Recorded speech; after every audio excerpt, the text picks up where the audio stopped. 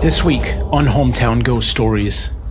Lebanon, Illinois is a quiet college town with a history that runs deeper and darker than it appears. The historic Mermaid House may still be home to its eccentric former owner, a sea captain whose ghost is said to linger in the halls. Just down the road, McKendree University has faced more than its share of tragedy, including the death of a student electrocuted in the original bell tower. Some believe his spirit still lingers in Bothwell Chapel, unwilling or unable to move on.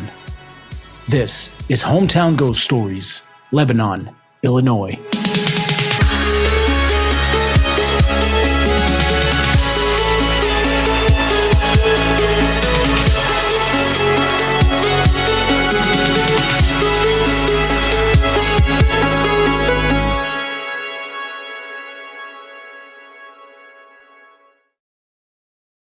Hometown Ghost Stories contains serious and often distressing events and is not intended for all audiences. Viewer discretion is advised. She heard the music first. Just after 2 a.m., when Lauren was walking back to her dorm after studying all night. Her hoodie was pulled tight, earbuds in, and she was running on caffeine and burnout. McKendree's campus was dead quiet. Just the wind, a few flickering lights, and something else. Piano music. She paused, pulled one earbud out. It was faint, just a few notes. Soft, a little off-key, and it was coming from the chapel. She stood there for a second, unsure if she was imagining it. It sounded hesitant, almost like someone warming up. Then it turned into a melody, something slow, old, a hymn maybe? She looked around. No one was in sight. Lights were mostly off across campus. She should have kept walking. Instead, she turned toward Bothwell Chapel. The front door was cracked open, just enough to creak when she pushed it. Her flashlight lit up rows of pews and dust floating in the air. Inside, it was still and colder than it should have been. The music had stopped. She managed to whisper, "Hello?" and instantly regretted it. The echo came back twisted, drawn out, and unfamiliar, almost a mocking version of her normal voice. Then, she heard footsteps. Above her, they were slow, measured. They were coming from the bell tower. She moved toward the stairs, her phone light trembling. The whole place felt off. Shadows were dancing in the trembling light of her phone's flashlight. Halfway up, the piano played again, just one note. And then there was silence. She froze. And that's when she saw it. Not clearly, just a figure, a silhouette near the top of the stairs. It was standing motionless, facing away, toward the wall, or maybe toward the window. She wasn't really sure. Then, barely audible, she heard a soft buzzing. A single bee drifted down past her, circling once before vanishing into the dark below. It didn't make sense. It was late November. There shouldn't be bees. When she looked back up, the figure was gone. There was nothing but empty air. She didn't wait. She backed down the stairs, turned, and didn't stop until she was entering her dorm. Lauren didn't tell anyone at first. Didn't want to sound crazy. But a few nights later, in the dorm, she finally mentioned it. That's when someone else spoke up, said that they'd heard the same music, and that they had seen something, just for a second, in one of the upper floor windows of the chapel. And that's when they told her the story. Back in 1938, a student climbed into the original bell tower, long since torn down, to harvest honey from beehives tucked high in the rafters. Lightning struck the bell, and it deflected straight into his chest, killing him instantly. Though the original building is gone, the chapel stands in its place, rebuilt, and the bell carefully preserved inside. But the restless presence remained behind, claiming the new building, and perhaps even being attached to the bell. Sometimes, late at night, the piano still plays. A few slow haunting notes drifting through the darkness, just enough to make someone stop in their tracks, just enough to draw them in closer. And then he's there, but never fully seen. A shadow, a shape, waiting, playing one last song, and hoping someone will listen. I'm Rob Coakley, and this is Hometown Ghost Stories, Lebanon, Illinois.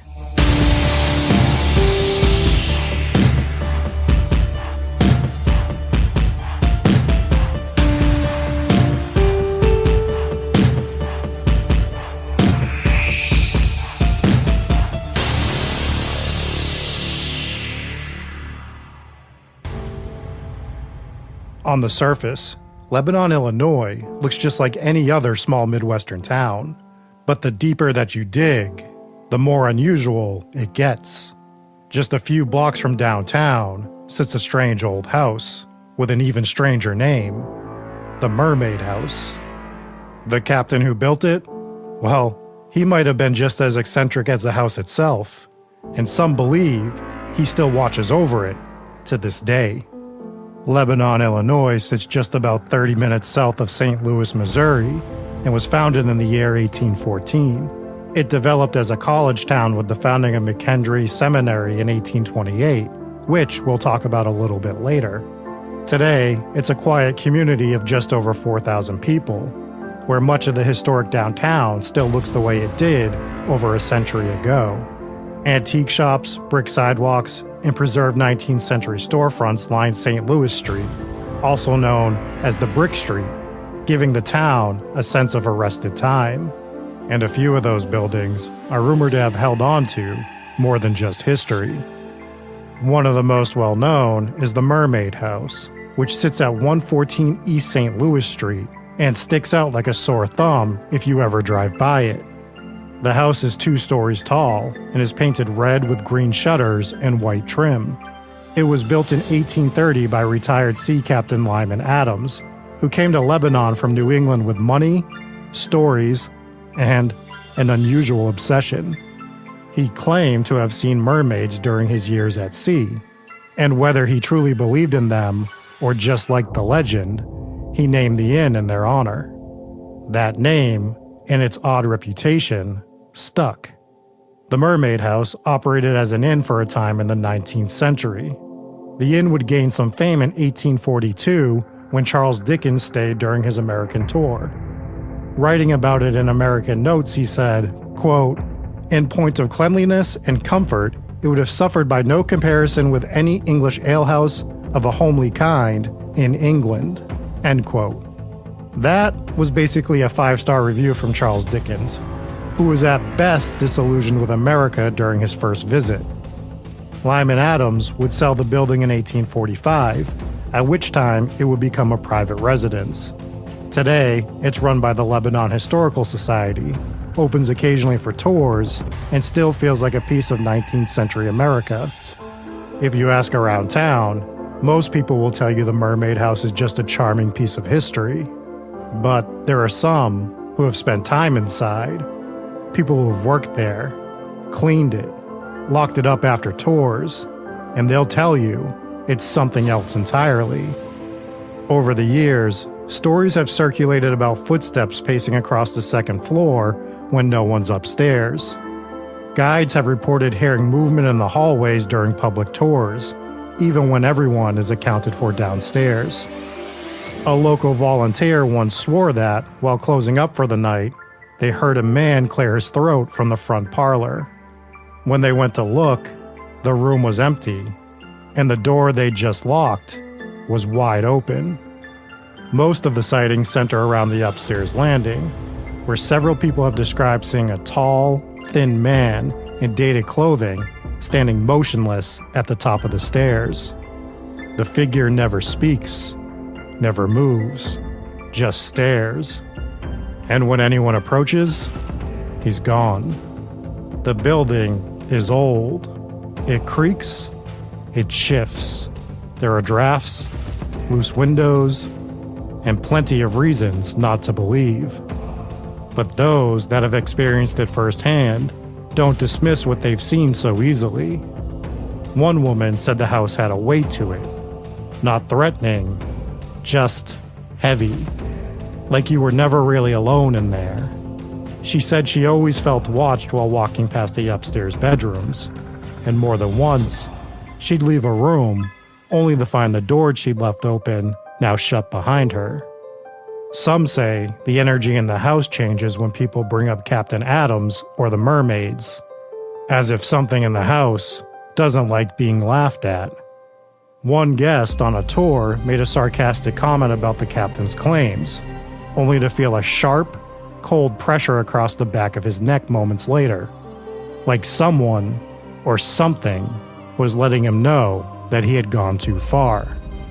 Whether it's the captain, a remnant of someone who once stayed in the inn, or people who lived in the house, no one really knows. But even now, when the building is locked and quiet, the Mermaid House doesn't feel still. Of course, the Mermaid House isn't the only place in Lebanon with stories to tell. McKendree University sits right up the road, and it has memories of its own. Some of those light, and some of them dark. Those walls have held more than classes and lectures over the years, and every now and again, those memories, well, they reach out. McKendree University was founded in 1828, making it the oldest college in Illinois and one of the oldest west of the Appalachians. Originally established as a Methodist seminary, it gradually expanded into a full university with a long tradition of education and community involvement. Its campus features a mix of historic buildings along with more modern structures, reflecting nearly 2 centuries of growth and change. Throughout its history, McKendree has endured wars, economic challenges, and social shifts, standing as a pillar in the town of Lebanon. While many parts of the campus have been updated, some buildings remain largely untouched, holding memories of the generations who passed through their halls. McKendree might be the oldest college in Illinois, but it's the things that refuse to leave that make it feel timeless, and sometimes not in a comforting way. Students whisper about the bell tower, where in 1938, a young man was killed when lightning struck him. He'd climbed up to harvest honey from a bee's nest when the bolt hit the bell and deflected into his chest, killing him instantly. The original tower was torn down in 1959, but some say the incident left more than just a memory. On quiet nights, people have heard something coming from the old chapel. A few piano notes, a hymn maybe, and then if they get close enough, sometimes footsteps from the tower, slow and heavy. One former campus guard said he heard the footsteps cross the sanctuary and down a center aisle that doesn't even exist.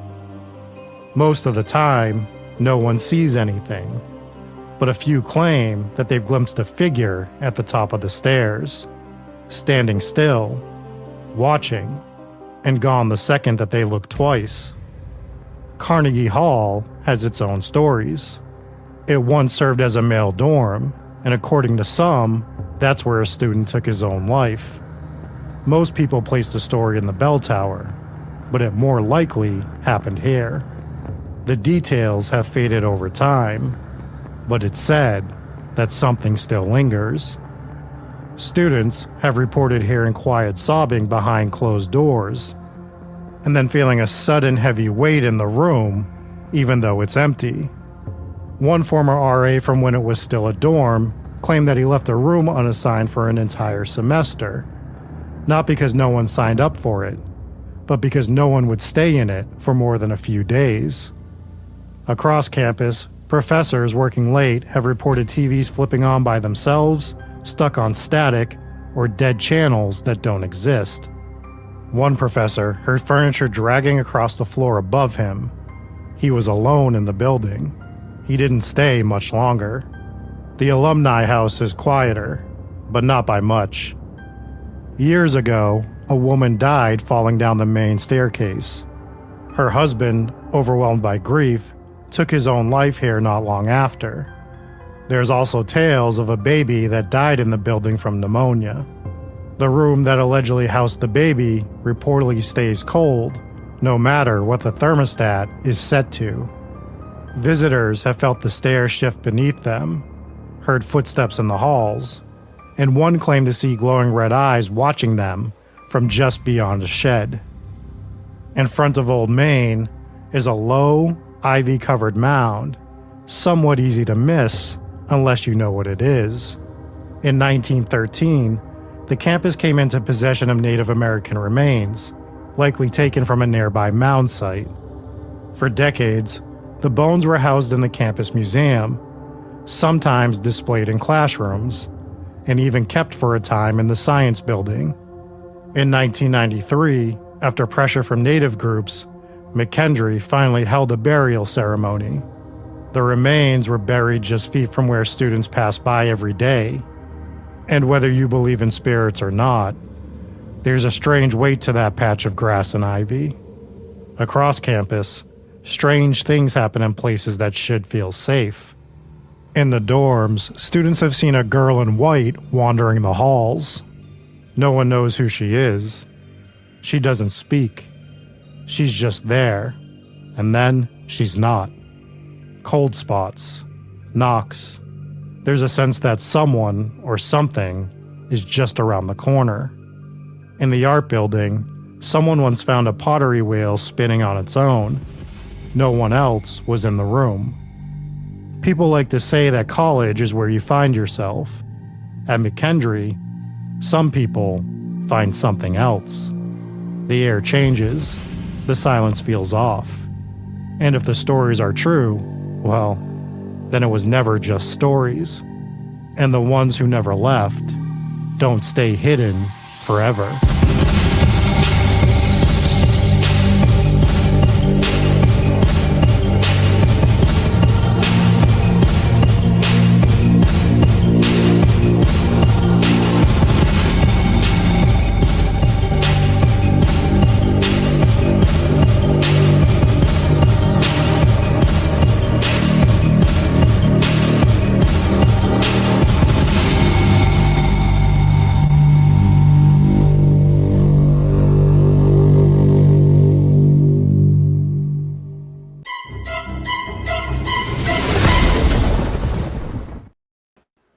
What is going on, folks, and welcome to Hometown Ghost Stories, episode number 170. Today we are talking about Lebanon, Illinois. I'm Jesse Wilkins. I'm joined by Rob Coakley. Hello, Rob.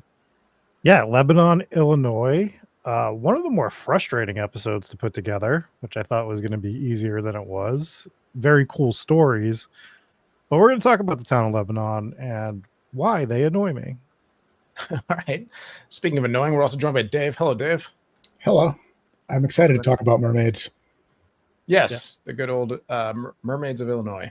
Who would have thunk it? Who would have thunk it? Shout out to everybody hanging out in live chat. Brenda C. threw in 20 gifted Hometown Ghost Stories memberships. Whisper followed up with 20 as well. And then we got $19.99 in super chat from Lockwood and Company. Said, sad it's not Lebanon, Ohio, but I know Rob would never cover Ohio. So this is for Jesse and Dave. So me and Dave will split that. Thank you so much. Happy resubdated Demon King, as well as Brenda C.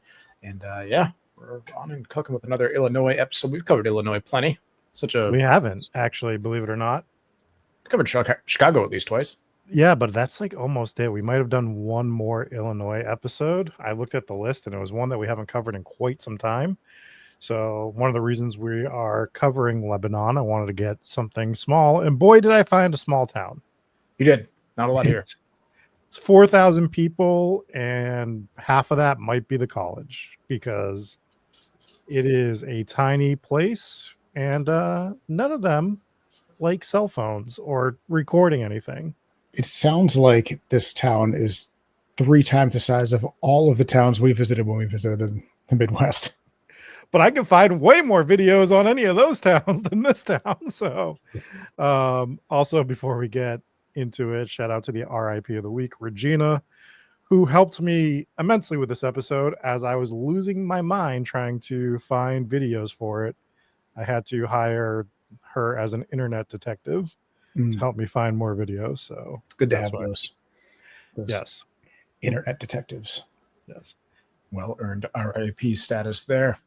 If you enjoy the show and you want to see it live, we do have a live show coming up. That's coming up October 24th in Weymouth, Massachusetts. We'll be doing a live event, meet and greet with lots of special surprises. We're going to team up with the one and only Brent Thomas from the Paranormal Portal. So make sure you get your tickets. I believe the promo code is good for up until the end of July. Is that correct? Yeah, just like 2 more days. So promo code GHOST. One ghost.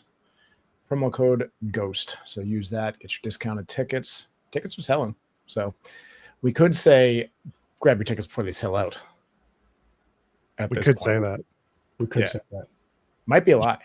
You might be fine. But, tickets are selling. So make sure you grab your tickets. Link is in the show notes. And Puppet Squad's dropping it there in live chat. Appreciate that.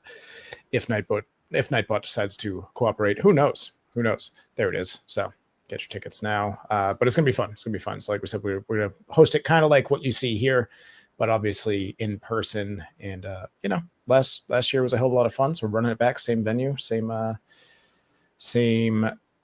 ideas, but we'll cover a different location than we covered last time. So if you went to that live show and you saw the forbidden location that we covered, we'll be covering a different location this time. Don't know what it's going to be yet, but we should probably figure that out at some point.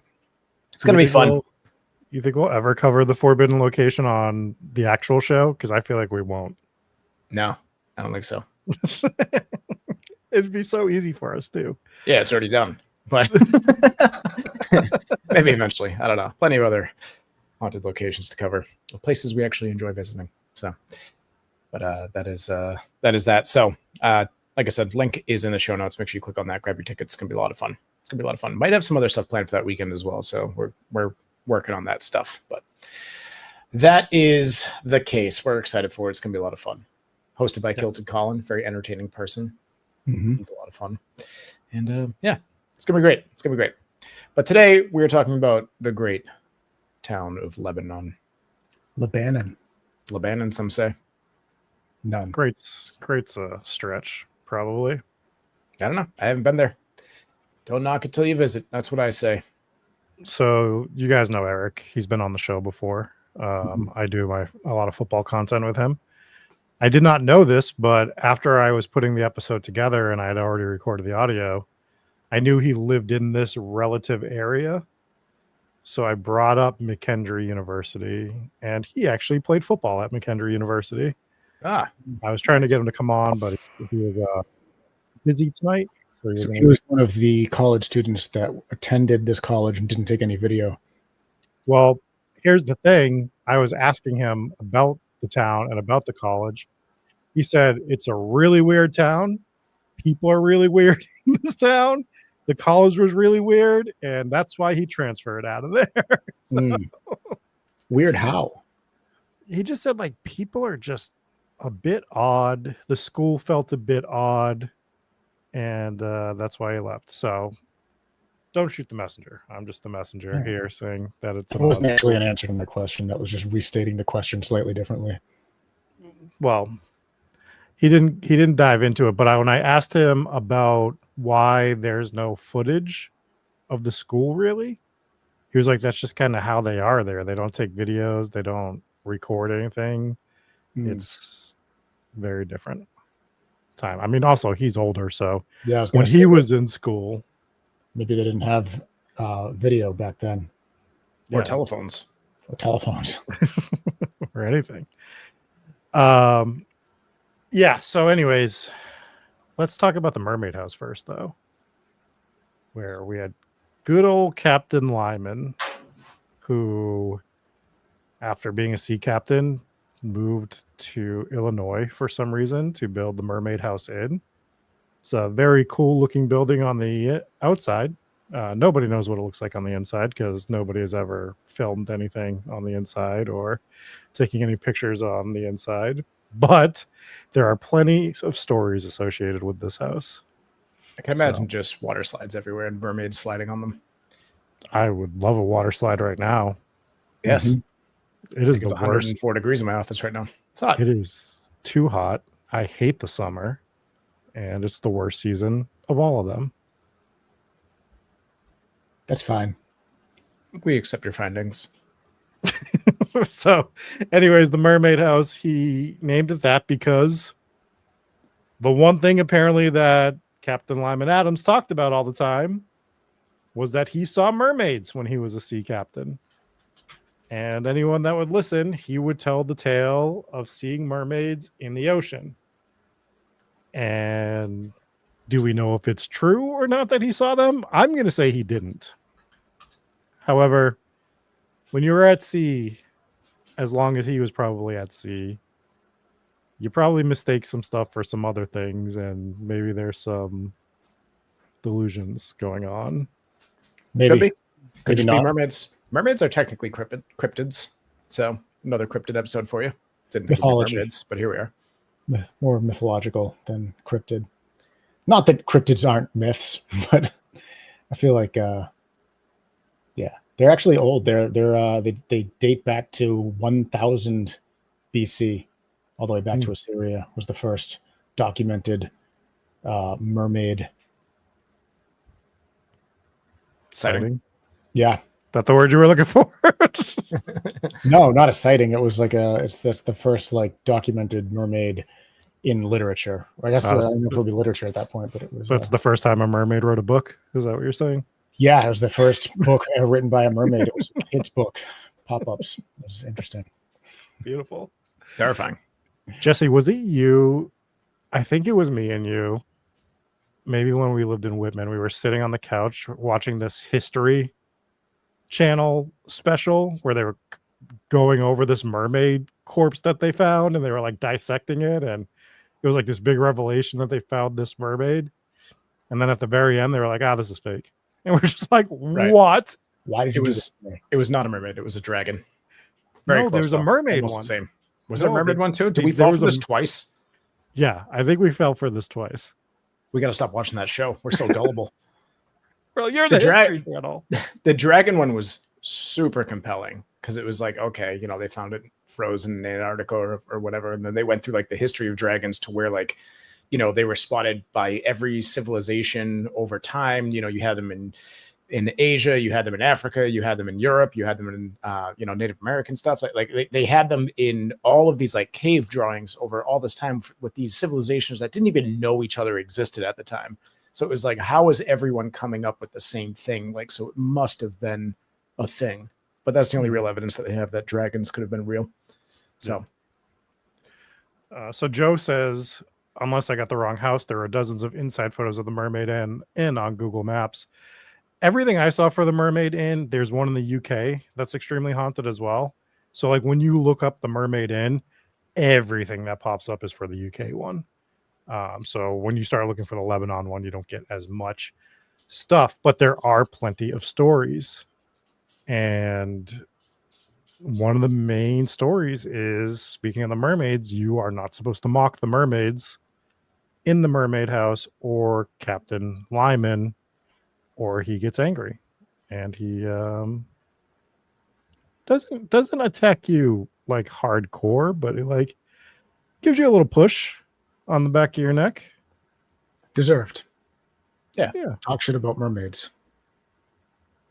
Yeah, I mean, maybe not in the Mermaid House. That's not the correct place to talk trash about mermaids. Where else? Yeah, I mean, it seems like a disrespectful thing to do to the guy who owned the place and named the place because he likes mermaids. And so it's like, you're kind of disrespecting the ghost at that point. So I can agree why I'd give you a little like, hey, shut up. Yeah. Do we think that they should have went with different colors for the exterior of the building? Yes. If we're doing mermaids? Yes. Unless we're talking about Christmas mermaids. Yes, exactly. The house is red, white, and green.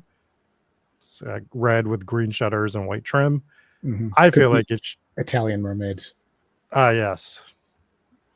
The very common hairy Italian mermaids. Yes. Just the Super Mario. That's the next Super Mario game. He just turns into a mermaid in the water levels. Could be. Why are there water levels in games? Nobody likes them. That's the other thing we're wondering.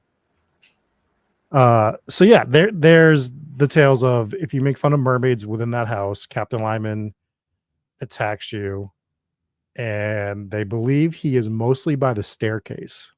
That his spirit is by the staircase for whatever reason. Right across the water slide. Yes, you got to go up the staircase to go down the water slide. Of course, everyone knows this. It's how they work. Yes. Also, there's just a lot of weird activity in here with doors opening and closing constantly. The one thing we don't know, though, I couldn't find any actual paranormal investigations that have happened in this house, so they must not be open to that, or maybe they haven't been approached for that yet. Maybe they are open-minded. I don't want to say that they're not. Perhaps just no one's ever actually tried to contact them to do an actual investigation within there. So there is no EVPs that I could find, no standard investigation stuff. So it's a lot of tour guides and people that take care of the house that have shared their ghost stories, and a couple of people that have been on tours as well. It seems that most of the reports just come from visitors and locals. So I don't see anything from paranormal teams. That doesn't mean someone hasn't done it. So if you've investigated there, let us know what you found. But, they report cold spots, disembodied voices, apparitions, kind of your run-of-the-mill haunts there. So. Yeah. But I thought that the mermaid tie-in was pretty interesting that he did that. And Charles Dickens visited the place. And he kind of liked it. Wrote a good review. Yeah. Charles Dickens, big mermaid fan. Yeah. Yeah. Big fan of mermaids. He was excited to come over to America the first time that he came over. And then he didn't like it that much at all. He didn't like what he saw happening to. Go ahead. What did he see? Not enough mermaids. He hated what was happening in the major cities. He came to the South and he was really disillusioned by slavery. He hated that, which is completely understandable. Right. So he thought that America was, before he came over, he thought that America was like this fresh start. And he was really hopeful for America. And then didn't enjoy it too much. Fair enough. It's like, oh, the land of the free. Wait. Yeah. Why is everyone slaves? Yeah, exactly. But this is one of the few places that he was like, it's fine. And everyone's like, yes. 5-star review from Charles Dickens. It's my favorite review too, because it's just like, it's comparable to anywhere in England that's a fine pub. And everyone's like, oh my God. Thank God he said those nice things about our place. Well, he compared it to like, it has the same feeling as a UK pub, which Right. is just an absolutely glowing review for the time. Yeah.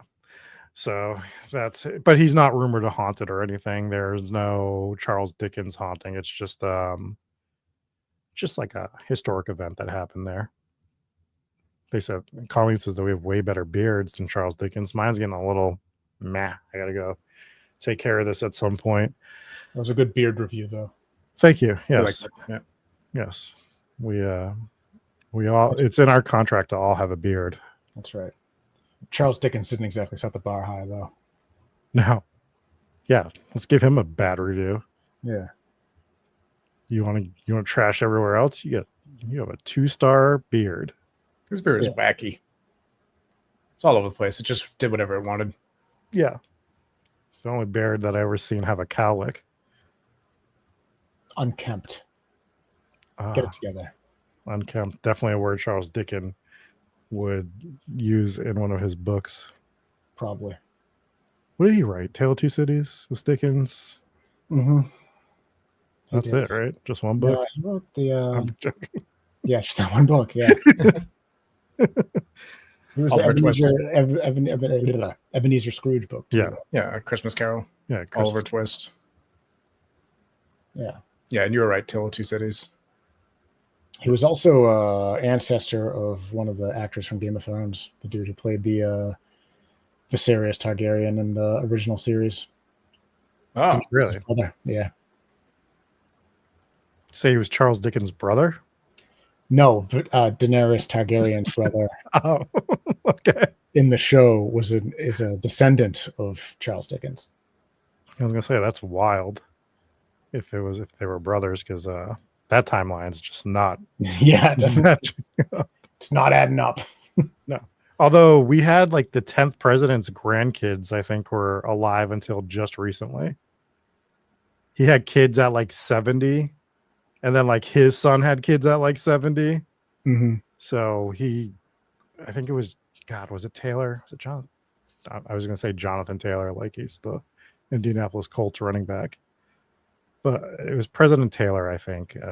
His grandkids were alive until recent. I think one of them, the last one, just kicked the bucket, which is insanity. President Tyler. Yeah, that's what it was. There we go. This is why we need the New Jersey History podcast here, because he remembers these things for me when I start just rambling about history. yes. So did you look into the Seven Gates of Hell at all? No, This because is there's really interesting. there's so many Seven Gates of Hell that I've looked into since we started the show. I Well, feel one like of there's them. 7. Kind of. Well, yeah. So this is one of the places in Lebanon. It's Lebanon Road. So it's known for its Seven Gates of Hell. So Are you this is sure it's Lebanon, Illinois? Lebanon, Illinois. That's what this Okay. says. So it's a stretch of road that has 7 different railway bridges. A lot of these are no longer operational, but it's according to the tale, if you drive through all 7 of these bridges in order at midnight, then of course the portal to hell opens up, Oh, nice. and you may encounter hellhounds or other supernatural entities. The legend warns against traveling this road at night due to its eerie atmosphere and reported paranormal experiences. Witnesses have described feeling uneasy, hearing strange noises, and experiencing sudden temperature drops while passing over these bridges. So, is it actually Lebanon, Illinois? It's Collinsville, Illinois, on Lebanon Road. Lebanon Road. Okay. Well, it was a fun story, anyways. Yes, How far is that from? Dave. Oh, it's near Tennessee, I think. Yes, I think these were. If I remember, I went. God, talking can't do it. Too hot, melting down. I looked through Lebanon. I think the only 2 places that had any hauntings was the Mermaid House and the college. And McKendree has some really interesting stories behind their hauntings. Yeah, this one's close. It's like 20 minutes away. So, Lebanon Road, 7 Gates of Hell. I'll take it. We'll count that. Still in Lebanon. Count it. Count it. All right. Do we want to talk about McKendree University? Sure. Yes. All right. We're gonna start by talking about Bothwell Chapel. And I am gonna pull up one of the newspaper articles. I kind of flashed it during the video, but there was an insane death at Bothwell Chapel in 1938, where there were 2 students that went up during a lightning storm to the top of the tower. And I'm guessing this must have been part of something for the college, because they went up there to get honey from bees' nests. So I'm assuming that the college wants to set this up. I can't imagine they were just going to the top of the tower for this. Maybe they wanted honey. Well, I mean, clearly they wanted honey, but it must have actually been set up, right? Maybe. Yeah.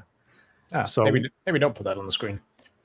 Some terrible wording from these newspapers back in the day. Well, it was an African-American student that was killed by lightning on Friday is the title. Lester Hickman, 20-year-old student at McKendree College and a resident of the city, was killed instantly at 6:15 o'clock. That's also worded strangely. Yeah, I don't like that. Friday afternoon, when he was struck by a bolt of lightning as he gathered honey in the chapel belfry. Hickman and Paul Carl, graduate of the college had gone to the belfry at 6 o'clock in an effort to rout the bees and take the honey. Hickman was on a higher level than his companion and was even with an open window when the bolt struck. It hit his body on the chest and went right down his body, burning all the way to his right foot. Ouch. Another newspaper article that I saw said that it bounced off the bell and hit him in the chest. His clothes were torn to tatters, and it is thought he was killed instantly. Young Coral rushed from the belfry to summons aid, and in a few minutes, Dr. F.A. Renner was on the scene, but he said he could not detect any signs of life. And inhalator, I don't know what that is, was rushed here from Belleville, but it failed to revive the young man. The body was then moved to the Meyer mortuary. Hickman was born in Alton, which is a place that we've covered for 2 episodes very early on. A son of Roscoe Hickman and Elizabeth Kirk Hickman. The father resides at Alton and the mother lives in Springfield. And then just goes on to his funeral services. But yeah, absolutely wild story that they're just up there to get honey in the bell tower. Lightning bolt comes through, either hits them directly, bounces off the bell. I think it bounced off the bell just That based makes more on sense, right? Because lightning would strike a tall tower. Yeah. It could ricochet off a bell, but like lightning striking a person inside of a tower seems unlikely. Right. And in the 1950s, the tower, the chapel and the tower was actually torn down. If you were watching the video, you saw some of the footage of that. But they rebuilt Bothwell Chapel, and the old bell is housed in the new chapel. So the same bell is there, and there's been reports of a haunting in the new chapel. I don't think I worded it really well in the opening story that the new chapel is what's haunted. But I'm starting to think that maybe the spirit is attached to the bell. Could be. And that's why the new chapel's haunted, or they just built the chapel right on top of where the old one was, and maybe the hauntings are happening there just because they're either residual or that's where the tragedy happened. The one haunting of this that I found really interesting was a security guard who said that he heard walking down a center aisle that didn't exist. And I was like, I wonder if that's because he was walking down an aisle that existed in the old chapel, right? That's the same thing I thought, because there's the theory that when ghosts are seen walking through walls, that could be because the wall wasn't there when the person who became the ghost originally resided in that house. Right. Could be the same for a center aisle. Yeah. So I had the same thought when I was researching the thing, because that was the main thing that stuck out to me researching the hauntings of this one. I mean, obviously hearing a piano is terrifying as well, and then a lot of stuff on the staircase and in the bell tower. People have reported hearing the music and then looking at the chapel and seeing a figure in the window staring at them, and then it's gone, even though there should be no one in that particular tower. But it seems like this is probably the most reported on haunted building, although we have quite a few different haunted buildings within this college. Bothwell Chapel seems to sort of jump to the top of the list of the haunted buildings within McKendree University. Yeah, somebody getting struck by lightning would definitely do that for the reputation, because it's not something we hear very often, unless you listen to our show. We talk about it all the time. The what stuff? What show? Our show. We talked about it 2 weeks ago too. Oh yeah. I think I remember saying like we're going to be talking about that again in 2 weeks, because I had already written this episode. Yeah, so really wild. And there is a report of a student that took his own life in the bell tower. But as I researched that more and more, there's nothing that is like, there's no like actual evidence that happened. And as I dug further, it seems it was more likely that would have happened in a dorm and not the bell tower. So that is what they think. So I think it gets conflated a lot where just because the bell tower is already one of the more haunted places, they start associating more hauntings with that building. Maybe he took his own life by means of lightning strike. Yeah. Tough one to pull off. Just flying kites with keys attached to it.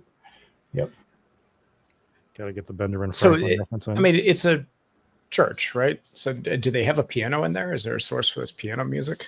Yeah, there is a piano in there. And even if there wasn't, there could have been a piano in the old chapel. So perhaps the old piano is being played. It makes it even more creepy if there's no longer a piano in there, because then there is no natural explanation for the piano noise. Yeah. Mm-hmm. And I have heard there was a few reports of like people just hearing bees buzzing around in there as well, which could just be bees. Could be right? bees. We knew there were bees there before, but some of them have said that it was in times of the year that bees should not be there. Jesse, when you're a ghost eventually, I feel like your haunting is going to be a piano playing, but the piano that's playing will always be out of tune, because I can't remember the last time I heard you play a piano that was in tune. Every time we're in a location, there's an out of tune piano that we force you to play. Even the pianos that I've had in my house have never really been in tune, which is wild because I know how to tune a piano, but it's a lot of work. So the first piano that I ever got, I remember like I told my mom, like, I want to learn how to play piano. She's like, all right, get a piano. Well, I'm 8. This is difficult. But I had gone to my music teacher until you have a piano. So what's surprising is acquiring a piano for free is a lot easier than you would imagine.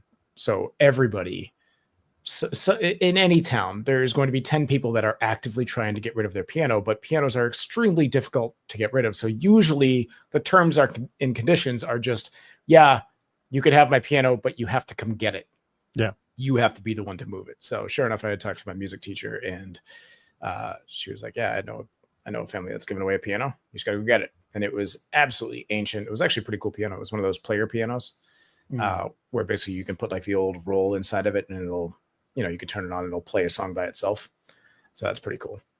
Also kind of haunting. You watch it play, it's supposed to do what it's doing. But the crazy thing about those, if I'm sure plenty of people have seen these in action before, is while it's being played, like the keys do go down by themselves, which really makes it look like a ghost is playing the piano. So anyways, I came home and I was like, yeah, okay, I got one.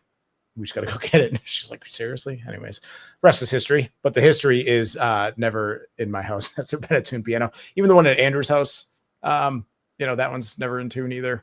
We just play these honky tonk old saloon style pianos that are forever out of tune. And of course, every haunted location that we do go to, those pianos are never in tune either. So some are really bad. We've gone to a few of these haunted locations that have pianos, and even I know that they are like on death's door in terms of being in tune. It's like, man, what are these noises that this thing is making? Well, once a piano is a certain age, you basically can never get it like fully back in tune. So you can bring someone over to tune the piano a bit, but it'll never be like in tune. So you kind of just do the best you can do with it. Yeah. I remember Andrew and I went to go pick up he wanted to buy an organ. So he reached out to this guy in Taunton, which is like 35 minutes from us. And he's like, Dave, come help me move this organ. I was like, all right. So we grab my truck and we drive out to Taunton. We meet this guy. And he's in this like really big old Victorian house. And he comes out looking like the crypt keeper. And he's like, here's the organ. And he motions over to this old decrepit organ that has clearly been on his front porch for 60 years. And Andrew and I look at each other like, there's no way this thing works. And Andrew's like, can you plug it in to make sure it works? He goes, it works.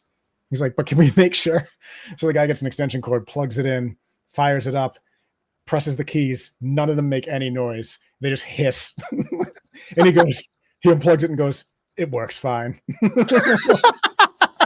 I'm just like, I think I'm going to pass. Completely wasted the day. It works fine. Like, no, it doesn't. Oh man, that's what I thought was going to happen. Like Nathan said, I thought you were going to go there and he was just going to hand you a cooler with ice in it. You want a liver or a lung? Get these on the road now. Get it in a freezer. Oh man. So I think we're talking about McKendree University. So that is Bothwell Chapel. The art school one was a scary haunting where they walk in and there's just a pottery barn spinning, or pottery, whatever it's called, just spinning around with no one else in there. Yeah, I mean, I've only seen these. Betsy Sipe Sorry, with a great reference. The snake jazz from Rick and Morty. I don't know anything about that. Jesse? No, I never really watched Rick and Morty. I've only heard good things though, so maybe one of You these should days. Google the snake jazz thing after when we're done. We'll do. YouTube. We'll do. I feel like someone has made me search for that before, so I may have seen that one clip from Rick and Morty, but It's Wild. yeah. So as far as I know, with those pottery things, like at least the older models, you would like do it by foot, so you kind of like pump the pedal thing, and that would make it spin, which also makes it even more scary because then it's like something is pressing on that pedal over and over again. So it's a spooky one. Yeah. But I don't know. Who knows? Maybe you can just plug them in and turn them on these days. And then probably the wildest story with this whole school, they just took in the bones of a Native American from a burial mound that was relatively close to the school, kept them on campus for 80 years, like within the science building and different classrooms and stuff. And then they were pressured into having a proper burial for the Native American bones from different tribes in the area. And they're like, yeah, let's do that. But let's just do it right in front of the main building. Let's just do a Native American burial right here. Well, was that where the burial site was? No, it was like away from the campus. And then they just buried them right in front of it's called Old Main is the building. It's like the Old Main building. Just were like, hey, we're just going to bury him here and it's going to be covered in some ivy. And there are 2 pictures of it online. If I went to a school where they had just a burial on the main grounds, just out of nowhere, I would be making videos about it every month. Like, yeah, they buried someone here. I would have like a whole thing about it. Nobody takes pictures of it. Nobody posts videos about it. Nothing. It's because it looked like they had a little plaque there that tells you what it was. So you'd think I couldn't even find pictures of the plaque. That's what I was looking for, because like all I could see was that one picture that has like a little bit of the plaque and you can't really read it. So I'm upset. Lebanon, Illinois, you have upset me. Put some more historical videos of your town together. The one video looked like somebody was just throwing their phone around as they were recording. Yeah, back and forth. which is the case almost everywhere. Like, guys, if you're gonna film in a location and post walkthrough videos so we can rightfully steal it and put it on our YouTube channel, please take your time, slow it down, stop running at full speed while you're filming these videos. You're driving us crazy. It's insane. It's absolutely insane what's going on there. So like, and it's a college. I assume that kids are just walking around college filming everything, and they're just not at McKendree University. So it's not on the list to go to Lebanon, Illinois. Spoiler, it's one of the towns that I'm not putting on the list. However, we might have to put it on the list because we need to go unravel the mystery of this town and what is going on here. I think this is one of those towns that some strange shit's going down. They might be vampires. I don't know. Something's going on in Lebanon. Yeah, the more I look into this area, Lebanon Road is sounding more and more like a place that I want to investigate, which 20 minutes away, or 26 minutes now, maybe some traffic added up. But the Seven Gates of Hell sounds really interesting. And then they also have Acid Bridge, which is also on Lebanon Road. Oh man. Yeah. I don't know if it got its name because a tale of a group of teenagers high on drugs lost control of their vehicle on Acid Bridge and then crashed into a shallow creek below, resulting in their deaths. Locals report seeing apparitions, hearing screams, or spotting a skull in the water below the bridge. Might want to look into that. Mm-hmm. And then there was also a shooting incident. One legend recounts a group of teenagers partying on the bridge when one pulled out a gun and began shooting. Don't party with that guy. Terrible. Bullet ricocheted, killing one of the teens. The spirit of this teenager is said to haunt the bridge along with other entities. The bridge is marked by graffiti and bullet holes in the guardrails, which some claim lend credence to the story. So it sounds like it's a lot of legends here, but Acid Bridge, don't know where it got its name. So did it get its name from the teenagers tripping on acid that crashed on the bridge, or did they very ironically trip on acid and then die on Acid Bridge? I don't know if they're actually on acid. It just said drugs, so we don't know. Intriguing. My favorite party story of all time. I don't know why this came to me as you were talking about partying with the guy with the gun. I have two favorite. We might have told one. My first favorite. Just real quick. Yes, that is where it got its name from. Yeah. So the name Acid Bridge in Lebanon, Illinois. See, this credits to being in Lebanon as well. Is derived from a tragic urban legend. It's said that the bridge gained its name following a fatal car accident involving teenagers, some of whom were reportedly under the influence of LSD. According to a blog post, which is a great source, the incident combined with the bridge's isolated location and decaying state, contributing to its eerie reputation and nickname Acid Bridge, the Seven Gates of Hell. So I wonder if that's like on the same path, because it's definitely on the same road as the Seven Gates of Hell thing. Yeah, and the Seven Gates of Hell, from when I was reading about it, is attached to 7 different bridges or something. So yeah, I read it earlier. Towns are probably adjacent tunnels to each other, and typically when there's a street named after the neighboring town, is because that street leads from one town to the other. Right. Yeah, that's what I figured. Very interesting. Very interesting. Acid Bridge. I would like to do the Seven Gates of Hell trip. So if ever we're coming across this area, there's no reason not to stop in Lebanon and figure out this mystery of why no one takes videos of things. Yeah, well, if we're ever in the St. Louis area, we can do that because it's real close to St. Louis, Missouri. It's that part of Illinois. St. Louis is a fun city. Been there many times. Just to finish my story before I was so rudely interrupted by acid. We were at a party. I think you were there, Jesse, where it was a New Year's Eve party. And at 12:03, the guy that threw the party was like, all right, everyone's got to go. We were like, what's happening right now? Why are we getting kicked out at 12:03? You can't host if you're going to do stuff like that. He also, an hour before, I was with Bill, and Bill goes, hey, go get your grill out of the car. Remember when I had a grill to put in? Mm-hmm. And he heard us say that, and the guy goes, whoa, guys.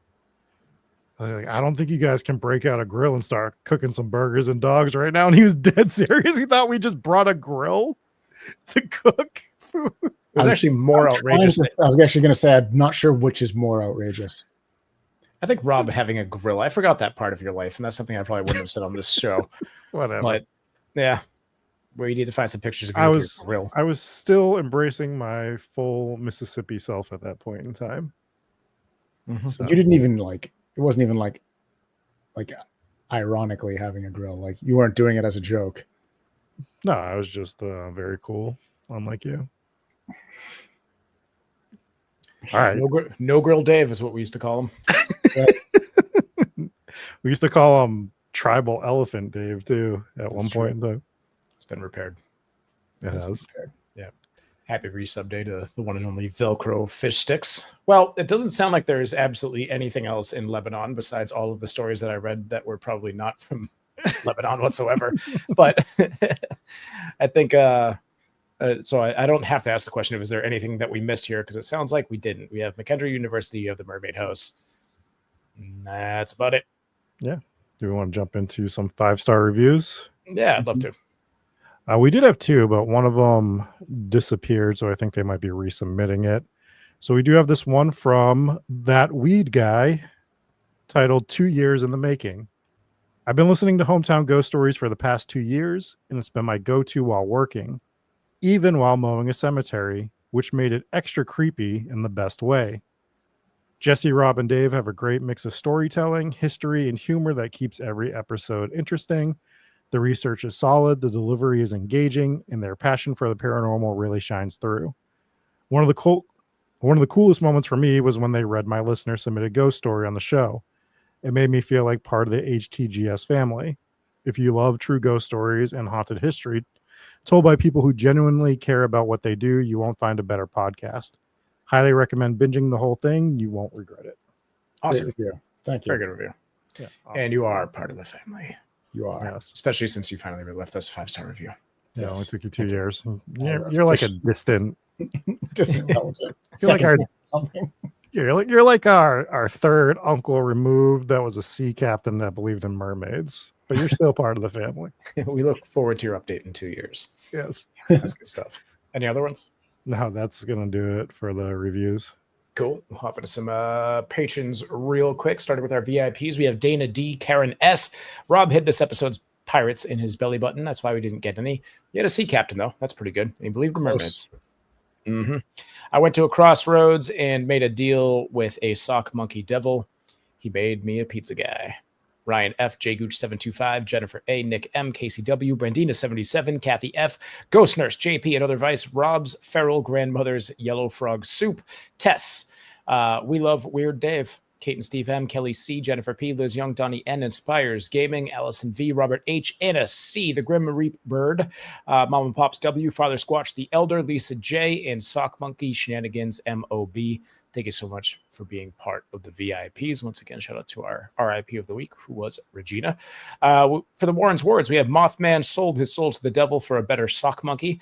West Mass is the best mass. Susan C, Degenerate Gambler, Voodoo Ghost, who shouldn't have hit on 19. Jamie E, T-Cat, Whisper. Kitten Clown Dozer, Jeremy M, The Macho Mandoff, Beth C, Sarah B, Her Lady Spookship, Victim of Ohio, Morgan S, Colby Always Remembers, Kath Q, The Other Rachel B, Marfire, Lily, The Son of a Daycare Worker, The New Hampshire Dream, Anthony T, Rob's Belly Button loves OHIO. Dave does Dave still love bacon? Hey Alexa, we need ghost stories. Swamp Witch with Haunting Mirrors, and Seth on guitar. Thank you so much for being part of the Warren's Words. And next, we will do the Ghost Pirate Mafia, starting with Feral Granny. Great name.